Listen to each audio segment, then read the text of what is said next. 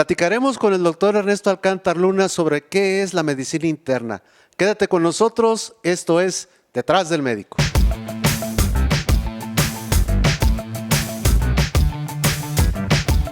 Con el doctor Ernesto Alcántar Luna platicaremos sobre lo que es la medicina interna. Bienvenido a nuestro programa. ¿Qué es la medicina interna, Ernesto? Muchas gracias nuevamente por la invitación y esta oportunidad. Mira, me gustaría muchísimo aprovechar este momento, Claro. porque existe muchísimo desconocimiento, no nada más en el público general, sino también dentro de los médicos, que esa va a ser la segunda parte de la definición que voy a proporcionarte de la medicina interna. Claro. La medicina interna es un área que se encarga de la atención integral del adulto. En medicina interna se considera ya adulto a partir de los 16 años. Eso te iba a preguntar, ¿a partir de qué edad? Aquí tenemos una sobreposición entre la adolescencia casi tardía, que debe de verlo el pediatra, y que nosotros estamos viendo esa parte de la adolescencia al infinito. De la medicina interna se desprenden las especialidades de rama o subespecialidades, cualquiera que ésta sea. Entonces, recapitulando, nosotros vemos adultos de manera integral. Tratamos de identificar si algún dato sutil, clínico o alguna situación en el examen de laboratorio tiene alguna importancia al respecto. Esa es la primera parte. La otra situación que es muy importante es a lo que yo me dediqué durante todo mi ejercicio como profesor de medicina interna, a desacralizar y a desmitificar este concepto de medicina interna. Primero, los aviondos de la medicina interna. Eso no es cierto.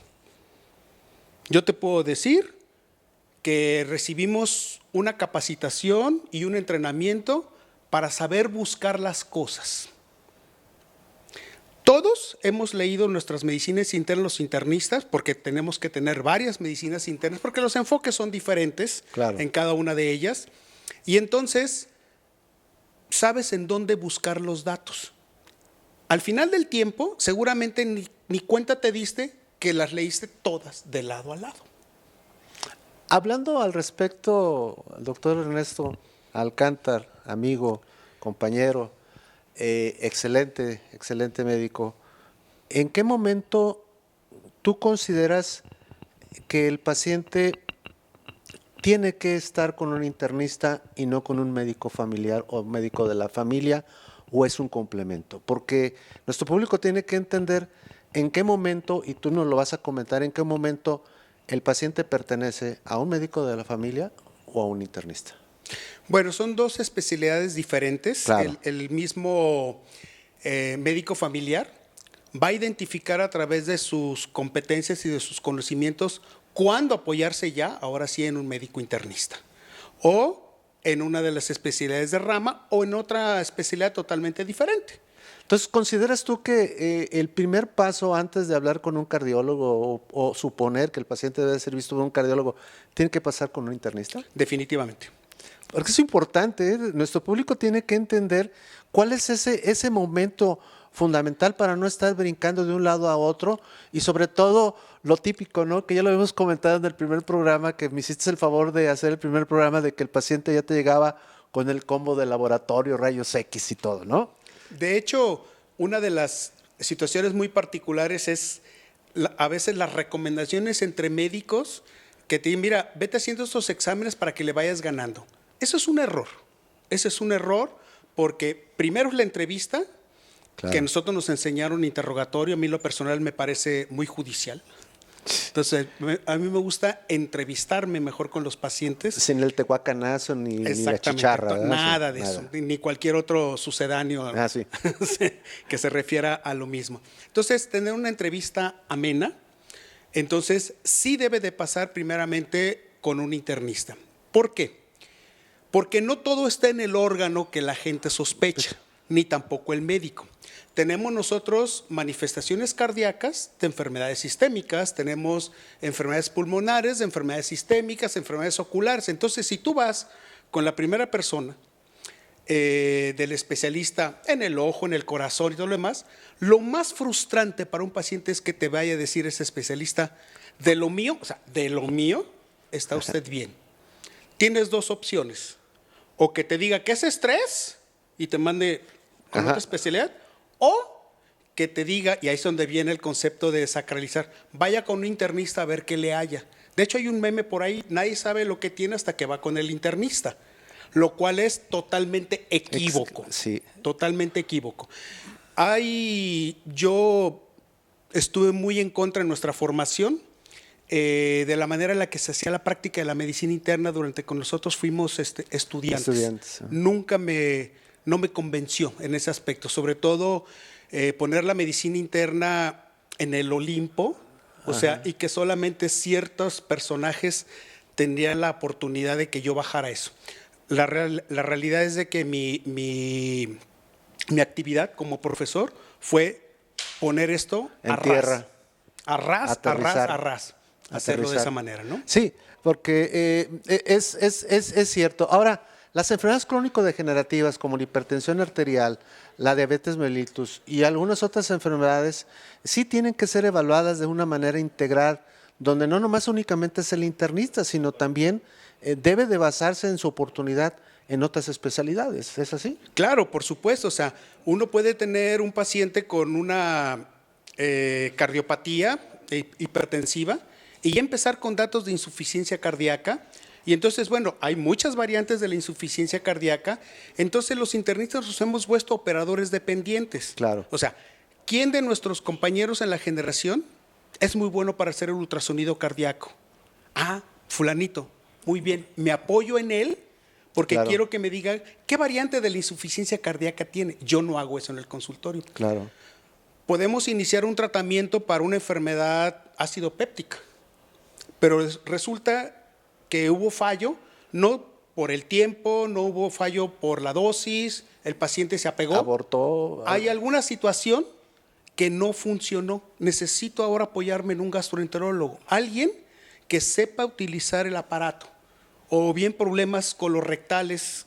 Claro. Entonces sí nos tenemos que apoyar nosotros en la complementación diagnóstica, por supuesto. Ahora, es importante que no por el hecho de que un internista o un especialista como tu servidor, como traumatólogo, derive a un paciente, porque si por ejemplo yo soy especialista en politrauma, en cirugía protésica de rodilla, de cadera, pero si tengo un problema de mano, tengo otro tipo de problema donde cada quien tiene que sectorializar este tipo de manejos y de alguna manera no es ser deshonesto. Yo creo que lo más honesto del mundo es decir, sabes que me voy a apoyar con cierta especialidad, con ciertos procedimientos, con un especialista que hace como tú lo comentas, este tipo de estudio para que a mí me diga qué es lo que pasa, poder determinar si tu paciente es un insuficiente cardíaco, que tiene un problema más serio y que de alguna manera sí, en ese momento tiene entonces ya que trasladarse a una especialidad como cardiología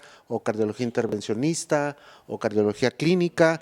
Entonces, nuestro público tiene que entender que la medicina siempre debe de ser integrada. Y si hablamos también de la polifarmacia, como ya lo habíamos comentado anteriormente, yo les quiero comentar que realmente hay que cuidarse mucho, hay que ocuparse en que rápidamente nosotros podamos tener la oportunidad con un médico especialista, en este caso medicina interna, para que sean ellos quienes dirijan una gran proporción y una gran parte de la salud de nosotros. Ernesto, ¿alguna cosa más que quisieras agregar al respecto? Lo más importante es que vamos a hacer de viejos lo que hicimos de jóvenes. A ver. De tal suerte, pues, que nosotros recomendamos siempre un primer chequeo a la edad de los 20 años. ¿Quién se lo hizo a los 20 años? No. La realidad es de que la vida después nos va cobrando la factura. Claro. Porque tenemos que reconocer que también el médico es un ente que no es responsable tampoco de sus problemas de salud. Así es. Entonces, a veces el médico piensa que la bata lo va a proteger de un infarto, de hecho usan la bata hasta mal, se van al banco con la bata, llenándose de E. coli, No, y ahora contaminando a actualmente todo mundo, ¿no? muchos salen con Filipina y entran a quirófano, O sea, entran a todos lados ya con la Filipina. mística de cómo usar la bata ya se ha perdido. Entonces, a los 20 años, ¿qué antecedentes puedes tener en tu familia? Pues realmente a lo mejor que tus papás todavía estén sanos, pero a lo mejor tus abuelitos ya tuvieron hipertensión o ya tuvieron diabetes. Y entonces, pues hay una situación genética. Y entonces, en ese momento esta persona puede no tener ningún dato clínico ni ningún dato de laboratorio. No es que esté sano. En medicina interna no existe el adulto sano, existe el adulto asintomático. Claro. Entonces hay una situación que puede predisponer y que detone la enfermedad. Entonces, nos vemos dentro de 3 o 5 años. Si es antes, pues vamos viendo, es que mi papá ya esto, ya lo otro, bla, bla, bla. Entonces, la prevención es lo mejor. Ahora, una pregunta que yo te quiero hacer para terminar con el programa y agradecerte tu presencia es, ¿cuántos pacientes durante tu experiencia como internista activo fueron contigo a la consulta a decirte, doctor, vengo con usted para que usted me diga cómo estoy de salud? ¿Era alta la proporción de pacientes que iban sin tener un síntoma o suponer un síntoma, o alguien llegaba, como tú lo comentas, es que yo tengo la experiencia que mi papá tuvo hipertensión arterial, era diabético o tuvo cáncer, pero ¿habrá alguna persona, algún personaje que llegue a tu consulta y diga, doctor, quiero ver cómo estoy de salud?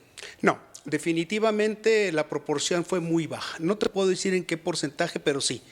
El ejemplo de los hombres van a la consulta, ese primer chequeo por miedo. Y resulta, ¿qué es lo que usted hace aquí? Pues es que mi compadre se infartó y había consanguinidad entre su compadre y yo. No, pero pues no quiero que me pase. Bueno, pues entonces lo enfilas y buscas los factores de riesgo. Sí, claro. Las señoras no, las señoras sí buscan más la prevención. Pues ellas sí buscan ese tipo de atención, de buscar la prevención. Sí y solo sí tienen el espacio, porque se dedican al marido, si están trabajando, se dedican a los hijos. Es a lo que voy. Yo con mis pacientes les digo, oiga, es que las mujeres no tienen derecho a enfermarse. Porque hay mujeres con todo respeto que les duele algo, se sienten mal. ¿Cuántas pacientes con problema de colestectomía que fueron pasando meses con dolor, y que no iban con el doctor porque a final de cuentas, aparte del miedo de que a lo mejor me van a operar, que sabían o sospechaban que tenía un problema de vesícula, dice, ¿quién va a atender a mis hijos? Y de alguna manera yo siempre les he recomendado que si una mujer tiene algún padecimiento, por favor, olvídese un poquito de su casa, olvídese un poquito de las obligaciones que le corresponden por cuestiones morales, por cuestiones de lo que ustedes gusten, pero atiéndanse por favor, porque a final de cuentas, después esos miedos que tienen de no atender ciertas actividades van a poder ser imposibles, pues porque tampoco la enfermedad va a trascender, va a ser más grave y de alguna manera no va a tener una solución. Ernesto, yo sé que ya no haces la práctica privada, pero sí te dedicas a algo muy bonito.